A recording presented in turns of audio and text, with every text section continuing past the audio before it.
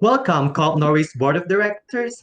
I am Raikon and I am here with Case Team Charlie, who is Ellie, Jared, and Theron. But before we start our presentation, I have some questions and I would like you to think about the answers. What goods did you buy when you had your last grocery shopping? While shopping, do you look for the goods price, carbon footprint? How about its quality? While you're in line, do you remember the goods that the person before you had in his cart? Do you think he or she has the same grocery strategy and routine as you? These occurrences happen daily in the grocery industry, especially in the stores of Coop Norway. Coop Norway has a long and proud history of maintaining its core values for over 150 years, which is phenomenal. These values were one of the main reasons Coop Norway became successful, becoming the 12th largest company in Norway today and a top 3 Norwegian grocery market.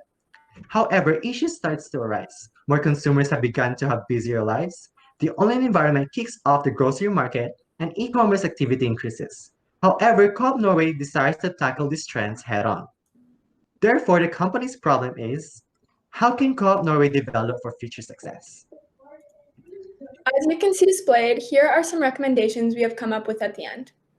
On the topic of expansion, we believe it is in the best interest to maintain the number of COOP Norway establishments that are currently available and consider possible growth in future years.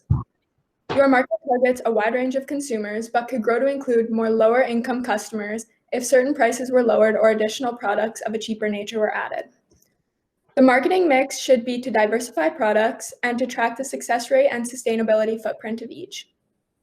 Lastly, we believe that an online platform would not only save time and convenience, but would also make grocery shopping a safe and comfortable environment for everyone. To gain insight into the company, we conducted a SWOT analysis that showed different strengths, weaknesses, opportunities, and threats in COOP Norway's repertoire. Here's what it means. Taken together, COOP Norway should pursue their values and use customer relationships to their advantage in order to make upcoming market threats such as online grocers and other emerging consumer trends less attractive. Currently, Coop Norway's products are in the existing market and existing products. Therefore, it creates a fight in the market share. To lessen this fight, we could create new products or enforce an environmentally friendly system to current goods that can be seen as an improvement in terms of the company's products. Coop Norway's number of establishments are adequate. Its promotion is consistent and it is known throughout the country. The company also offers a great price with excellent quality and customer service, and the current products do not raise any major concerns. However, we could diversify the products to attract more customers and for them to have more selections. In terms of Coop Norway's operation status, its financial situation, learning and growth of employees, internal processes, and customer relations are in good shape and essential in developing for future success. However, we must pay a little more attention to the customers and communicate with them when Coop Norway starts to change its operations, since the customers are the source of profit. So with that analysis, we came up with a few criteria that we're going to use to evaluate certain alternatives that will be recommended to you. We came up with these because we believe your company can consider these 3 things when moving forward with this strategy. The first criteria is to maintain core company values and principles, which we know is a very important key that you have built your business around. Secondly, we understand that you want to maintain or expand the current number of stores while holding the same or even an increased level of competitiveness with others. To complement that, our last criteria is that with any possible future expansions, there will be an ease of implementation. And with that, here are our alternatives. We could expand in-house products, we could develop a more technology-advanced brand, or we could go a different route and partner with Colonial. Now we will compare our alternatives in regard to our criteria to see which option could create the best benefits for the company. The criteria is located on the top, while the alternatives that have been previously discussed are on the left-hand side of the table. Now that our table has been filled out, it is clear that developing the company to more of a technologically advanced brand does not meet 2 of the 3 criteria and will not demonstrate the desired outcome by 2030. This is followed by the option of developing a partnership which fails to maintain your company's core principles and values. Therefore, we can see that the alternative of expanding COOP Norway's in-house products allows your company to achieve all 3 criteria, making it the best option moving forward. We will now look at the 3 types of consumers that we believe are best for your company to focus on. We do not mean that you should only sell these products to these 3 types of consumers, but you should put greater focus on them as they will make up the majority of your expected future customers. Customer number 1 is Nathan, a successful lawyer who enjoys physical activities, cooking, and family time. He has a high income of 1.2 million Norwegian kroner per year, which reflects his willingness to pay for higher quality foods. We recommend you continue to supply these goods to meet the needs of high-income customers like Nathan. Customer number 2 is Sam, a university student who enjoys water sports in summer months and spending time in the books during the school year. While in school, he is only able to work part-time in the summer, which reflects his low income of 100,000 Norwegian kroner. To meet the needs of Sam, we recommend your stores expand the in-house product line, which grants customers who have a low willingness to pay for quality foods an affordable, less diversified option instead. Our third and final customer type is Elizabeth. She's a high school teacher working out of Oslo, Norway, who spends her time off from work traveling domestically to go skiing, bird watching, and wine tasting. She's been a teacher for several years, which allowed her salary to grow to 600,000 Norwegian kroner per year. Elizabeth's consumer type has a level of income that allows her to spend half of her grocery money on quality branded foods while allocating the other half to a more affordable option. To meet her needs, your company must be able to supply both types of goods in every location. Profit has been consistently increasing equal to revenue over the past 10 years due to co-op being in a low margin sector. We have determined in this sector of market it's highly unrealistic to increase margins without sacrificing significantly desired high quality and services.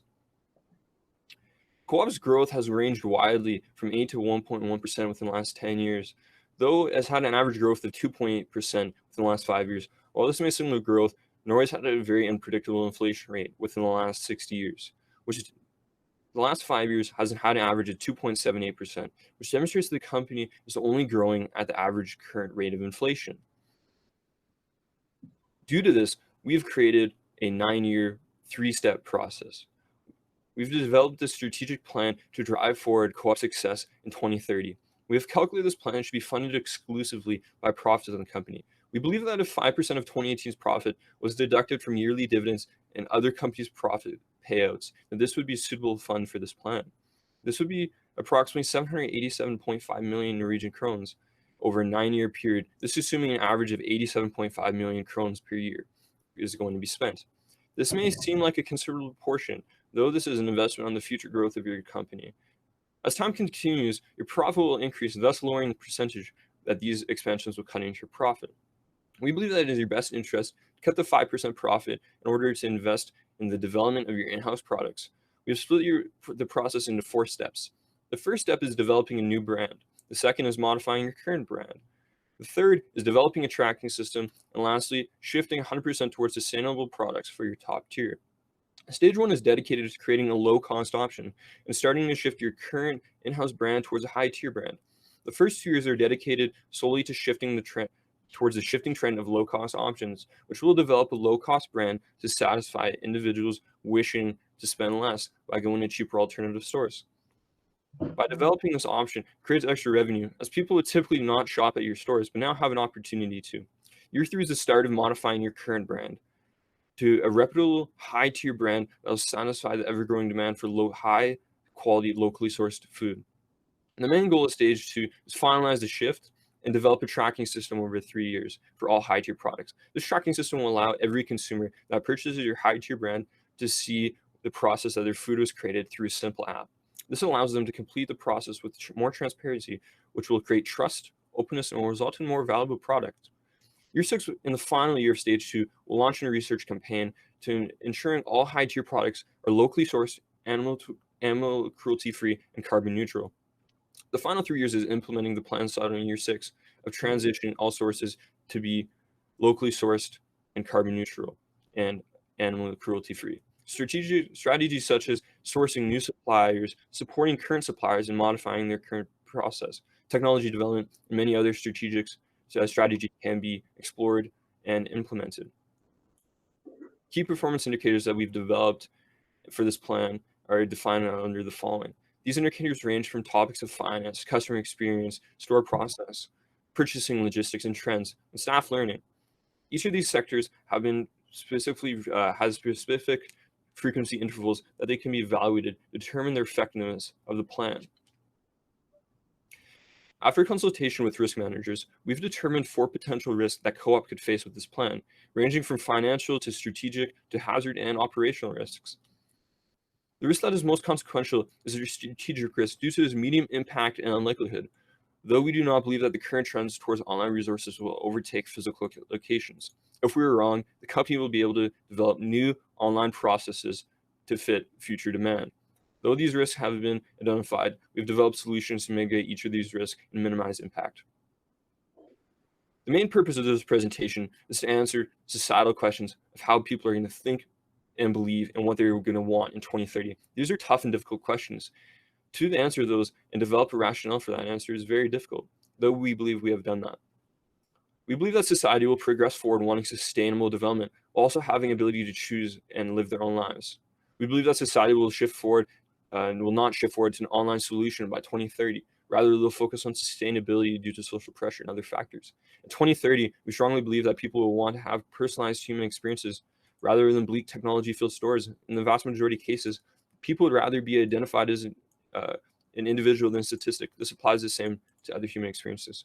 We believe that chain stores will actually be more successful due to increasing barrier, due to low entry profit margins, and other factors.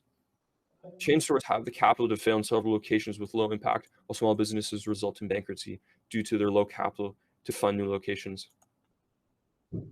First of all, thank you, COOP Norway's Board of Directors, for listening to our presentation.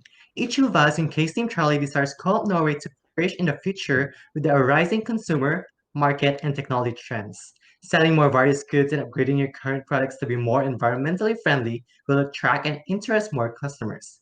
They will have the option to select from a diversified grocery market. By investing 787.5 million kroner into the development of in-house products while considering the risk involved, COOP Norway will retain its competitiveness in the future market.